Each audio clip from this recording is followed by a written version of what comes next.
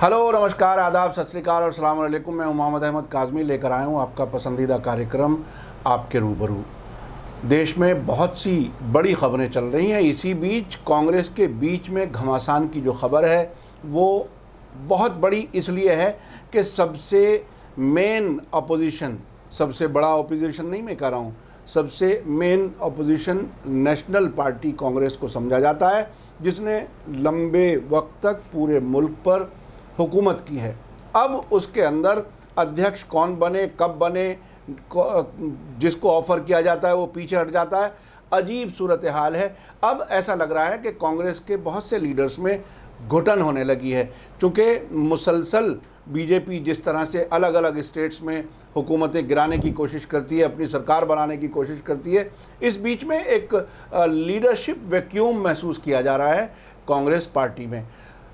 30 से ज़्यादा लोगों ने एक ख़त लिखा सोनिया गांधी को, और उसके बाद जिस तरह से उनको या तो बैक ट्रैक उसे कहा जा सकता है या ये कहा जा सकता है कि वो उनको एक तरह से आइडेंटिफाई किया गया। कुछ लोगों के ख़िलाफ़ ये इल्ज़ाम लगाया गया कि वो बीजेपी के लिए काम कर रहे हैं। इस सब को समझने के लिए मेरे साथ ख़ास मेहमान हैं वदूद साजिद साहब, जो सीनियर जर्नलिस्ट हैं और लंबे अरसे से मुल्क की सियासत को नज़दीक से देख रहे हैं। वदूद साजिद साहब से बात शुरू करने से पहले मैं आपको एक बात याद दिलाना चाहता हूं कि वदूद साजिद साहब की और वीडियो देखने के लिए उनका channel views network international VNI पर आप जाकर के देख सकते हैं। इसका लिंक हम वीडियो के नीचे पिन कर रहे हैं, उस पर आप जा सकते हैं। वदूद साजिद साहब, वेलकम है आपका मीडिया स्टार वर्ल्ड में। आप बताइए कि आखिर ये कांग्रेस में क्या कुछ हो रहा है, क्या किस तरह से आप इसको देख रहे हैं? देखिए, कांग्रेस जो है बहुत ही जितनी कदीम पार्टी है उतनी ही उसके अंदर खराबियां आ गई हैं। तो अब इसको समझने के बाद ये समझना बहुत ज़रूरी है कि कांग्रेस का रिवाइवल क्यों ज़रूरी है। कांग्रेस का रिवाइवल इसलिए ज़रूरी है कि जितनी अपोजिशन पार्टियां हैं ऑलमोस्ट सबको तकरीबन बीजेपी ने उनकी स्टेट्स में भी बहुत कमज़ोर कर दिया है। और जो नेशनल लेवल है, नेशनल लेवल पर अब एक ही पार्टी नज़र आती है कांग्रेस, या फिर उसका एक दूसरा तरीका नज़र आता है national alliance with different regional parties, जो यूपीए जिसको यूपीए कहा जाता है। तो बहरहाल वो अब सूरत हाल नज़र आती नहीं। क्यों कि बीजेपी ने कई महाज पे काम किया है। एक महाज तो ये है कि उसने कांग्रेस को ख़त्म करने का जो बेड़ा उठाया था वो तकरीबन उसमें किसी हद तक कामयाब है। मैं इसलिए कह रहा हूँ ये बात कि कांग्रेस ने कई स्टेट्स में गवर्नमेंट बनी बनाई हार गई, और दो स्टेट्स में तो ज़्यादा सीटें होने के बावजूद सरकार नहीं बना पाई। गोवा, मणिपुर जी जी जी जीती कांग्रेस, लेकिन सरकार बनाई बीजेपी ने। तो ये क्यों हुआ, ये हल्का सा समझना ज़रूरी है कि ये सेंट्रल लीडरशिप की ढुलमुल पॉलिसी की वजह से हुआ। यानी कमज़ोर रवैया, कमज़ोर लीडरशिप। तो इस सब को देखते हुए कांग्रेस के जो बहुत सीनियर लीडर हैं उनमें 23 सीनियर लीडर्स हैं और बहुत बड़े बड़े नाम हैं उनमें। यानी अगर खाली नाम बता दिए जाएं तो जिन लोगों को कांग्रेस को समझने का मौका मिला है उन्हें अंदाज़ा होगा कि कितने बड़े बड़े लीडर्स ने कांग्रेस की क़यादत को मुतवज्जे करने की कोशिश की। अब मैं आपको आम चीज़ें अखबारात में आई गई होंगी, लेकिन कुछ चीज़ें ऐसी हैं जो आम तौर पर रीडर्स को भी पता नहीं चल पाती।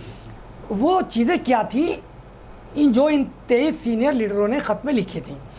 पहले ये समझना ज़रूरी है कि ये 23 सीनियर लीडर कौन कौन है। इनमें 5 तो फॉर्मर चीफ मिनिस्टर्स हैं। इसका मतलब ये हुआ कि वो बहुत उठाई गिरे लीडर नहीं है। उम्र उनकी कम नहीं है, तजर्बेकार लीडर। इसी तरह सेवरल यूनियन मिनिस्टर्स हैं फॉर्मर, तो उनका भी काफ़ी तजर्बा, काफ़ी उम्र है। सिटिंग मेंबर पार्लियामेंट हैं। इसी तरह से CWC के मेंबर्स हैं, यानी कांग्रेस वर्किंग कमेटी के 4 मेंबर हैं जिन्होंने ख़त लिखा। और उनमें नाम बता देता हूँ, चंद नाम बता रहा हूँ बस। गुलाम नबी आज़ाद, आनंद शर्मा, ये वो नाम है जो ट्रबल शूटर कहे जाते हैं। और ये राजीव गांधी के ज़माने में भी थे। उसके बाद फिर नरसिम्हा राव, फिर ये मनमोहन सिंह, जी जी, इन तीनों प्राइम मिनिस्टर्स के ज़माने में ट्रबल शूटर का काम किया है इन्होंने। और सेंट्रल मिनिस्टर्स और सेंट्रल मिनिस्टर से, और जम्मू कश्मीर के चीफ मिनिस्टर रहे गुलाम नबी आज़ाद, और आनंद शर्मा भी बहुत माकूल किस्म के लीडर हैं जो फॉरेन पॉलिसीज़ हैं उसके माहिर माने जाते हैं, और राज्यसभा में डिप्टी लीडर हैं, और गुलाम नबी आज़ाद राज्यसभा में अपोजिशन के लीडर हैं। इसी तरह से कपिल सिब्बल, भूपेंद्र सिंह हुड्डा तो हरियाणा के चीफ मिनिस्टर रह चुके हैं और CWC के मेंबर हैं, मुकुल वासनिक और शशि थरूर, मनीष तिवारी, ये बहुत सीनियर लीडर हैं, मिनिस्टर्स रहे हैं, राज बब्बर, पृथ्वीराज चौहान, वीरप्पा मोइली और बीजे कुरियन। बीजे कुरियन तो एक लंबे वक्त तक राज्यसभा के डिप्टी चेयरपर्सन रहे हैं, जी जी जी, और कांग्रेस के हैं। अब इन्होंने क्या मुतालबा किया था ये मैं बता देता हूँ, बहुत छोटा छोटा। इन्होंने कहा था कि साहब एक तो फुल टाइम लीडरशिप होनी चाहिए। अब 1 साल से फुल टाइम लीडरशिप नहीं है, एक्टिंग प्रेसिडेंट से काम चला जब से आप कांग्रेस हारी है 2019 के इलेक्शन में, राहुल गांधी ने फौरन छोड़ दिया, उसके बाद सोनिया गांधी बनी। अच्छा, कोई और लीडर सामने नहीं आता, ऐसा नहीं है कि लीडर नहीं है कांग्रेस के पास, यही जो 23 हैं, इन्हीं 23 में से कम से कम 10 लीडर ऐसे हैं कि जो प्रेसिडेंट बनने के लायक हैं, लेकिन या तो वो बेचारे सामने नहीं आते ये सोचकर कि भाई गांधी परिवार के अलावा किसी और को कांग्रेस में पसंद नहीं किया जाता, या ये सोचकर कि हम आएंगे तो हमारी बेइज्जती हो जाएगी, कौन हमें सपोर्ट करेगा, तो ये आगे नहीं बढ़ते। नतीजा ये है कि अच्छा, गांधी परिवार पता नहीं किस वजह से ढुलमुल पॉलिसी अपनाए हुए है, बेटा पीछे हट जाता है, माँ थोड़ी सी आगे आती है, कहती है मैं तो फुल प्रेसिडेंटशिप ले नहीं सकती, तो एक्टिंग प्रेसिडेंट बनी हुई चल रही है इतने दिनों से। उसकी वजह से बहुत से जो पॉलिसी मैटर हैं जो खाली प्रेसिडेंट अपने इख्तियारात से ले सकता है उन्हें नहीं ले सकता। क्यों एक्टिंग प्रेसिडेंट ले नहीं सकता? और हमेशा AIC का जो इजलास है, यानी ऑल इंडिया कांग्रेस कमेटी का, वो बुलाया नहीं जा सकता। जी जी जी, उसका अपना एक दस्तूर है। तो उन्होंने ये कहा था कि एक तो आप ये करें, इसी तरह से जो स्टेट कमेटीज़ के प्रेसिडेंट्स हैं काज़मी साहब, वो फुल टाइम नहीं है, लिहाजा हो ये रहा है कि जो स्टेट हेडक्वार्टर्स हैं वहाँ हर टाइम प्रेसिडेंट मिलता नहीं है, यानी बिल्कुल पार्ट टाइम पर पार्टी चल रही है, पार्ट टाइम पे पार्टी चल रही है। इसी तरह इंटरनल डेमोक्रेसी के लिए ये जो सबसे ज़्यादा खतरनाक पॉइंट था ये था कि साहब इंटरनल डेमोक्रेसी नज़र आए उसके लिए एक आप इलेक्शन अथॉरिटी बनाइए, और इसी तरह से CWC के मेंबरों का इलेक्शन पार्टी के दस्तूर के मुताबिक कराइए। तो इसका मतलब पार्टी के दस्तूर के मुताबिक कुछ काम नहीं हो रहे हैं। इसी तरह कहा कि ब्लॉक सतह से लेके स्टेट सतह तक इलेक्शन कराइए, और पार्टी के रिवाइवल के लिए देखिए ये बड़ी बात थी, कुछ गाइडलाइन करने वाली एक मैकेनिकल लीडरशिप बना दीजिए जो हमेशा रहे। अब कांग्रेस में ये सारी चीज़ें कहाँ, ये मतलब इंस्टीट्यूशन जो एक तरह से कमज़ोर हुई है उसको ठीक से मजबूत करने की। इसी तरह एक पॉइंट था, मैं उसके बाद फिर आगे आऊँगा, कि हम ख्याल पार्टियों को साथ लेकर पूरे मुल्क में इलेक्शन से पहले, बहुत पहले एक नेशनल अलायंस बना लीजिए, और इसको उसके बाद आप काम कीजिए। फिर एक बात जो और कही गई थी, जिसको ये कह रहे हैं कि साहब BJP से के लिए काम कर रहे हैं, इस खत में बाकायदा खुलकर ये लिखा गया है, जो अभी ये पब्लिक नहीं हुआ है लेकिन मुख्तलिफ अखबारात में, ख़ासतौर पर इंडियन एक्सप्रेस में आया है, इस ख़त में खुलकर ये लिखा गया है कि BJP से लड़ने की मौसर हिकमत अमली बनानी पड़ेगी। जी। और एक बात उसमें ये कही गई है, राहुल गांधी को एड्रेस करते हुए इनडायरेक्टली, कि यूथ ने, हिंदुस्तान के जवान ने मोदी को वोट दिया है, यानी ये कहा गया है कि एक जवान क़यादत कांग्रेस के पास थी, उसके बावजूद जवान ने, यूथ ने मोदी को वोट दिया, तो आपने कोई हिकमत अमली बनाई है? नहीं बनाई। तो अब मैं आपको आगे चल के बताता हूँ कि फिर क्या हुआ।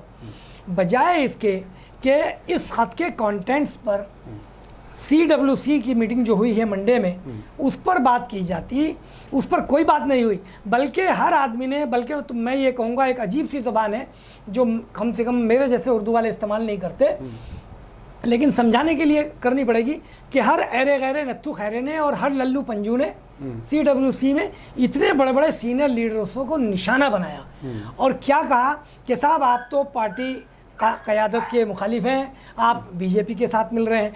ख़त के जो कंटेंट्स थे और जो वैलिड थे उन पर बात होनी चाहिए थी। और उस खत की कॉपी भी CWC के मेंबर्स को नहीं, कॉपी अवेलेबल नहीं कराई गई। इन लीडरों ने यही कहा कि अपनी क़यादत से कि हम पूरी तरह से आपकी बैक पर हैं और आपकी लॉयल्टी, आपसे लॉयल्टी में हमारी कोई कमी नहीं आई है और हम किसी से नहीं मिल रहे हैं, पार्टी को मजबूत करना चाहते हैं और आप ही संभालिए कमान। लेकिन एक मुस्तकिल लीडरशिप होनी चाहिए। अब आपको मैं एक बात यहाँ रुक के बता देता हूँ, कभी वक्त ख़त्म हो जाए और काज़मी साहब जो है ब्रेक लगा दें। मेरा स्टैंड ये है, और आज से नहीं है, पिछले 15 साल से है, कि सोनिया गांधी बहुत शफ़ाफ किस्म की औरत हैं। वो अपने खिलाफ कोई क्रिटिसिज्म बर्दाश्त नहीं करती और ज़रा सा भी उन्हें महसूस हो जाए तो वो किनारे लगा देती है। एक बात।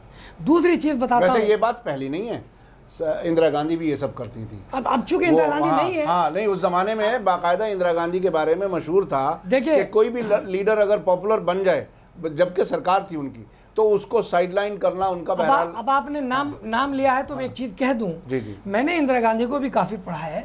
इंदिरा गांधी बहुत मुहज्जब सुलझी हुई औरत थी, बहुत पढ़ी लिखी हुई औरत थी। ये इनके बारे में नहीं कही जा सकती है बात। फिर ये हिंदुस्तानी नहीं है, मूलभूत रूप से बाहर की हैं, तो बहुत सी चीज़ें इनके नहीं मालूम। तो बहरहाल ये बहुत शफ़ाक औरत हैं। एक नंबर 2, जिसका बहुत ज़रूरी है इस वक्त समझना और कहना कि कांग्रेस में सेकुलरिज्म जिस तरह से हम कहते आए हैं, कांग्रेस में कभी सेकुलरिज्म की जड़ें उस तरह से नहीं रहीं, ख़ास तौर पर इंदिरा गांधी के बाद। और कम्युनलिज्म उसके अंदर पूरी तरह से आ गया। मैं आपको 90s के आखिर से लेके आता हूँ, उसके बाद फिर आप अपनी बात कर सकते हैं। 90s के लास्ट में या शुरू में पंचमढ़ी में एक इजलास हुआ था कांग्रेस का, जो ऑल इंडिया लेवल का होता है, जो 4-5 साल के बाद होता है। वहाँ अर्जुन सिंह ने एक बात कह दी। अर्जुन सिंह अब हमारे दरमियान नहीं है, लेकिन गूगल करिए तो उनके बयान पड़े हुए हैं। उन्होंने कहा कि कांग्रेस के रिवाइवल के लिए अब ज़रूरी है कि कांग्रेस अब धर्मनिरपेक्ष नज़र आए और मुसलमानों के साथ लगी हुई नज़र ना आए। और उन्होंने ये कहा, जो उनके अल्फाज में बता रहा हूँ, कि अब कांग्रेस को मुसलमान गाना छोड़ना पड़ेगा। इस पर तारिक अनवर ने खड़े होकर एतराज़ किया। उसके बाद क्या हुआ कि तारिक अनवर को साइडलाइन कर दिया गया। दूसरी बात। अब एक तीसरी बात और पीछे की बताता हूँ। बिहार में फसाद हुआ और जगन्नाथ मिश्रा उनको हटाने के ऑर्डर दिए गए। कांग्रेस की सरकार थी, चीफ मिनिस्टर यहाँ से डिजिग्नेट करके तारिक अनवर को भेज दिया गया। आप समझ रहे हैं, राजीव गांधी थे और अभी उनका प्लेन उतरने वाला था पटना एयरपोर्ट पर कि राजीव गांधी ने ऑर्डर दे दिया वहाँ लोकल जो लीडरशिप थी कि जैसे ही तारिक अनवर पटना एयरपोर्ट पर उतरे, उनको कहिए कि मुझसे बात करें। वो जैसे ही उतरे, इन्होंने बात की, कहा कि वापस आ जाओ। यानी एक मुसलमान चीफ मिनिस्टर आपको बर्दाश्त नहीं हुआ। जी। तो ये कुछ चीज़ें बताने की हैं, सिर्फ इसलिए बताई हैं कि कांग्रेस में कोई सेकुलरिज्म वगैरह नहीं रहा। अब जो अयोध्या के मामले में जो राम मंदिर का बुनियाद रखी गई, प्राइम मिनिस्टर खुद गए, तो कांग्रेस के अंदर बहुत ज़्यादा बेचैनी थी। ख़ास तौर पर ये जो सीनियर लीडर, जो मैंने चंद नाम आपको गिनवाए हैं, इनमें बड़ी बेचैनी थी कि ये क्या हो रहा है, हमारी पार्टी किधर जा रही है। राहुल गांधी, प्रियंका गांधी, सोनिया गांधी, इन सब ने वेलकम भी किया और ऐसा लगा जैसे कि राम मंदिर के संग बुनियाद प्राइम मिनिस्टर मोदी नहीं रख रहे हैं, बल्कि सोनिया गांधी रख रही हैं। और नहीं, ये भी कहा गया कि शिलान्यास तो हमारे ज़माने में हो गया था साहब। वो तो ऑन कर रहे हैं। हाँ, वो ऑन नहीं, उसको ऑन कर रहे हैं। उसमें अब पार्टनर के तौर पर झिझक महसूस नहीं कर रहे हैं वो। बिल्कुल। तो वो इसी लाइन पर चलना चाह रहे हैं। तो कांग्रेस, इन लीडरों ने यही कहा कि भाई पार्टी बिल्कुल ख़त्म हो गई, अब ये जो कुछ आपने लाइन ली है और ख़त्म हो जाएगी। तो मैं अपनी बात ख़त्म करने से पहले बस ये कहना चाह रहा हूँ कि आपने कंटेंट्स पर बहस नहीं की CWC में, बल्कि इन लोगों को आपने निशाना बनाया। अंबिका सोनी जैसी एक बहुत छोटी किस्म की औरत और लीडर, जिनको इतना आगे बढ़ाया गया मालूम नहीं किन खुसूसियात की बुनियाद पर कि वो कांग्रेस की हर सरकार में मिनिस्टर रही, और वो उनके मुंह में इतने दांत थे कि वो गुलाम नबी आज़ाद से ये कह रही थी कि याद करो अपना दिन, तुम्हें जम्मू कश्मीर का चीफ मिनिस्टर बनाया और तुम पार्टी पे सवाल उठा रहे हो, तुम्हें शर्म नहीं आती। तो ये इस तरह से इन लोगों को जलील किया गया। उसके बाद क्या हुआ कि ये जितने लोगों सिग्नेचरीज थे, 4 तो उसमें CWC के मेंबर थे और ये इतने बड़े बड़े लोग थे, ये सब CWC की मीटिंग के बाद गुलाम नबी आज़ाद के रेजिडेंस पर मिले और इन्होंने फिर यही कहा कि नहीं भाई, बहुत अच्छी मीटिंग हुई है और हम अभी भी कांग्रेस की लीडरशिप के साथ हैं। और सोनिया गांधी जी ने तो बैठते ही कह दिया था कि जो हुआ हुआ, बात ख़त्म करो, आगे बढ़ो। मगर उसके बावजूद जो चापलूस किस्म के लोग हैं, उन्होंने इनको जलील करना ज़रूरी समझा। वो असल में कांग्रेस की कल्चर रही है कि जब कोई, जिस तरह से आपने कहा, छोटे लीडर बड़े लीडर के नज़दीक होना चाहते हैं, तो वो किसी भी अपनी ही पार्टी के मुखालिफ के भी ऊंची आवाज़ से मुखालिफ हो जाते हैं। वो एक तरह से चापलूसी का मिजाज है। लेकिन जो लेटर उन्होंने लिखा है उसमें कंटेंट बहरहाल पार्टी को रिजुविनेट करने के लिए, दोबारा मजबूत करने के लिए, फुल टाइम लीडरशिप के लिए बातें कहीं, वो अपनी जगह ठीक है। लेकिन इस सब में ये बताइए कि राहुल गांधी कहाँ हैं? इसमें कहीं कोई राहुल गांधी का कोई बयान आया इस पर? कहीं कुछ आया? राहुल गांधी उस मीटिंग में खुद मौजूद थे और उन्होंने एक तरह से अपनी वालिदा की हिमायत की और लेटर पर दुख का इजहार किया और उन्होंने भी वो जो इश्यूज उठाए गए थे, किसी भी इशू पर बात नहीं की। वजह क्या है? वजह यह है कि एक मेन टारगेट राहुल गांधी हैं, क्योंकि जो इसमें एक मेन इशू लिखा गया था कि यूथ ने मोदी को वोट दिया है। तो ये दरअसल राहुल गांधी की नाकामी का एक वाज़ेह इशारा था, क्योंकि राहुल गांधी को, जब राहुल गांधी इलेक्शन में उतरे थे 2014 में, तो वो छोटे थे, तजर्बा नहीं था, लेकिन 2019 में तो उनके पास तजर्बा था। तो उस वक्त ये समझा जा रहा था कि यूथ को अट्रैक्ट करेंगे, लेकिन वो कोई यूथ को अट्रैक्ट नहीं कर पाए। तो ये एक डायरेक्ट निशाना उन्हीं की तरफ था। देखिए, एक तरफ राहुल गांधी को बीजेपी वाले अपने तरीके से, जो उनके अपना कैंपेन का तरीका है, जो पार्टी को डैमेज करने का तरीका है, 2-3 बातें कहते हैं वो। एक तो ये कहते हैं कांग्रेस मुक्त भारत बनाएं, दूसरे राहुल गांधी को पप्पू कह देते हैं, और तीसरी बात ये कि राहुल गांधी के बारे में ये बात अलग अलग तरीके से अपोजिशन और पार्टी के अंदर से भी कही जाती है कि वो कभी भी छुट्टी पे चले जाते हैं, उनका पता ही नहीं होता कि किस दिन देश में, किस दिन विदेश चले गए।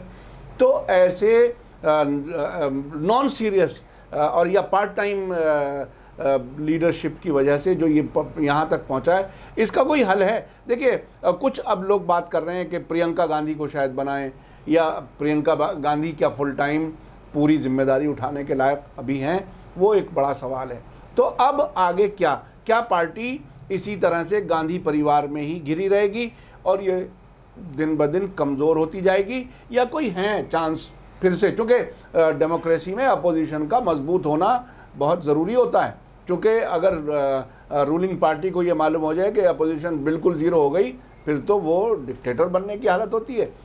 इसलिए भी डेमोक्रेसी की वजह से भी ज़रूरी है अपोजिशन पार्टियों का मजबूत होना। क्या है आगे, क्या लगता है? देखिए, रूलिंग पार्टी ने तो सरकार के सहारे अपोजिशन को, ख़ासतौर पर कांग्रेस को, ऑलमोस्ट अपने ख्याल में ज़ीरो ही कर दिया। भाई, मध्य प्रदेश आपके हाथ से चला गया, जहां आप सरकार चला रहे थे, आप सरकार, वो आपके हाथ से चला गया। क्यों? कि लीडर आपका नाराज़ है, आप अपने लीडर को नहीं रख सके, उसने एक चंद MLAs को तोड़ा। ऐसे ही राजस्थान में हो रहा था, वो तो इत्तेफाक से राजस्थान में सिचुएशन दूसरी बन गई। तो यहाँ मैं आपको ये अर्ज़ कर देता हूँ कि खुद कांग्रेस के कई सीनियर लीडर, ख़ास तौर पर जो इस वक्त लोकसभा में अपोजिशन लीडर हैं, अधीर रंजन चौधरी, वो खुद कह चुके हैं और CWC में कहा है उन्होंने कि गांधी परिवार के अलावा किसी और को लोग कबूल नहीं करेंगे और किसी और के अंदर ये सलाहियत नहीं है कि वो कांग्रेस को एक जगह रख सके। भाई, ये सूरत हाल किसने बनाई? ये सूरत हाल गांधी परिवार ने बनाई और गांधी परिवार के चापलूसों ने बनाई। वरना क्या लीडरों की कमी है? अगर सलाहियत की कमी है तो आप गुलाम नबी आज़ाद को क्यों अपोजिशन लीडर बनाते हैं राज्यसभा में? क्यों खारगे को बनाते हैं लोकसभा में? क्यों आप जम्मू कश्मीर का चीफ मिनिस्टर बना के भेज देते हैं? क्यों ट्रबल शूटिंग के लिए आप गुलाम नबी आज़ाद याद आते हैं? ऐसा नहीं है, सलाहियत की कमी नहीं है, सलाहियत बहुत है। एक बात मुझे याद आ गई, मैं फिर उसके बाद आपको जवाब दूंगा कि अलीगढ़ मुस्लिम यूनिवर्सिटी में अपोजिशन राहुल गांधी गए हुए थे, वहाँ उनसे तलबा ने सवाल कर लिया, स्टूडेंट्स ने।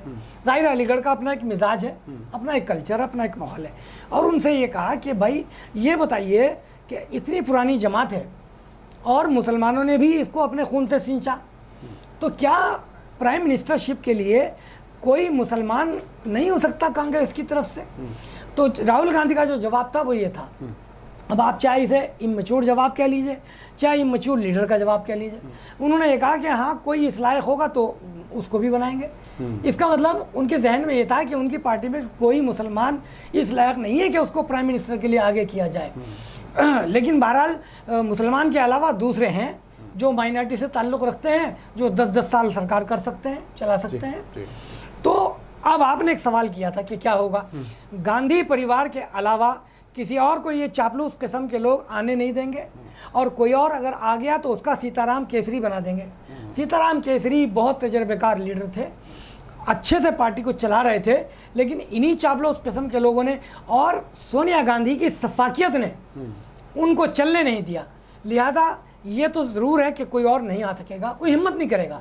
अच्छा, अगर अब अभी अहमद पटेल ने एक बात कही है और अधीर रंजन चौधरी ने भी, कि चंद महीनों के अंदर अंदर AIC का इजलास बुलाएंगे और उसमें लीडरशिप का इंतखाब होगा। जी। तो इलेक्शन तो होगा और पर्चे भी भरे जाएंगे, लेकिन सवाल ये है कि कांग्रेस के मुकाबले में कौन पर्चा भरेगा? गांधी परिवार के सामने सोनिया गांधी और राहुल गांधी और प्रियंका गांधी, इनके मुकाबले में कौन पर्चा भरेगा? एक आपका एक सवाल ये था कि प्रियंका गांधी, राहुल गांधी के मुकाबले में प्रियंका गांधी कुछ मशहूर हैं, लेकिन अभी वो इस लायक नहीं है कि पूरे मुल्क में इतने बड़े बड़े लीडरों की मौजूदगी में, बताइए 86, 88, 90 साल के लीडर हैं जो झुक झुक के चलते हैं इन लोगों के सामने, इन्हें फिर भी शर्म नहीं आई। अरे भाई, मुस्तकिल लीडरशिप कमान संभालिए। अगर आपको अपने अलावा किसी और को नहीं बनने देना, तो आपके सवाल का जवाब यह है कि गांधी परिवार के अलावा कोई और तो आएगा नहीं, आना इन्हीं को पड़ेगा, चाहे प्रियंका आए, सोनिया आए, राहुल आए। लेकिन एक बात अब ज़रूर बता देता हूँ आपको, जो मैं फोर्स ही कर रहा हूँ, कि इतने बड़े पैमाने पर अब बेचैनी है, 23 इतने बड़े बड़े लीडर हैं, तो ये ऐसे ही मामला नहीं दब जाएगा। अगर कंटेंट्स पर AIC के इजलास में बहस नहीं हुई और इन लीडरों को इसी तरह शर्मिंदा और जलील और रुसवा किया गया, तो कोई बाइद नहीं है कि ये लीडर कांग्रेस से टूटने का कोई रास्ता सोचें। बहुत बहुत शुक्रिया वदूद साजिद साहब। मैं ख़त्म करने से पहले एक बात बताऊं, मैं विदेश यात्रा पर था, तो एक साहब ने ये कहा कि देखिए भारत जो है वो मूर्ति पूजा वालों का देश है, इसलिए उन्हें गांधी परिवार ही चाहिए। किसी भी तरह का कोई भी हो, कोई बच्चा भी आ जाएगा तो उसके सामने सब लोग झुक के खड़े हो जाएंगे। अभी आपकी बातों से भी ऐसा ही लग रहा है।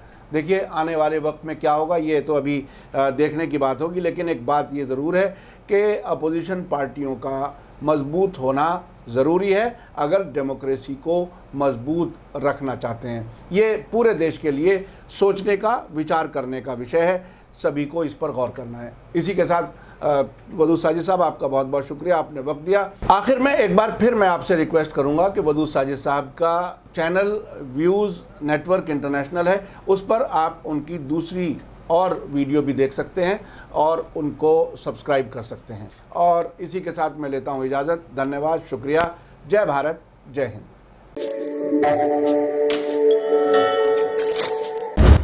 मीडिया स्टार वर्ल्ड के और वीडियो देखने के लिए हमारे चैनल को सब्सक्राइब करें और सीधे नोटिफिकेशन पाने के लिए बेल आइकन दबाएं। और अगर हमारी खबर सच्ची और अच्छी लगे तो अपने व्हाट्सएप, इंस्टाग्राम, फेसबुक और ट्विटर अकाउंट पर ज़रूर शेयर करें।